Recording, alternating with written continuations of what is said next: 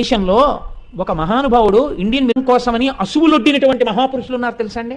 నేను ఒక విషయం చదివి ఆశ్చర్యపోయాను. మన దేశంలో ఒక మహానుభావుడు ఇండియన్ మిలిటరీలో వర్క్ చేస్తున్నాడు. ఆయనకి కొడుకు పుట్టాడు.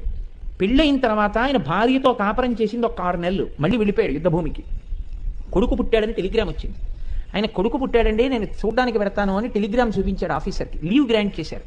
మర్నాడు అతను సెలవులో వెళ్ళిపోవాలి. ఈలోగా ఉత్తర భారతదేశంలో ఒక చోట ఉగ్రవాదులు చాలా దాడి చేస్తున్నారు అని తెలిసింది. ఆ అధికారి అన్నాడు, ఏమయ్యా చాలా ఉపద్రవం వచ్చింది, నీకు రేపటి నుంచి నేను సెలవు ఇచ్చేశాను, నువ్వు బయలుదేరు, కానీ దీనికి మెరికలైన వాళ్ళని కొంతమందిని తీసుకోవాలి, నువ్వు కొన్ని పేర్లు చెప్తావా అని అడిగాడు. అడిగితే అతను అన్నాడు, నా కొడుకుని నేను ఎప్పుడైనా చూడొచ్చు, నా భార్యని ఎప్పుడైనా చూడొచ్చు, నా తల్లి ఆ పతాకం మాత్రం అలా ఎగురుతుండవలసింది, నేనే వెడతానని వెళ్ళాడు. ఉగ్రవాదులందరినీ తన తుపాకీ గుళ్లతో పడగొట్టిన అతను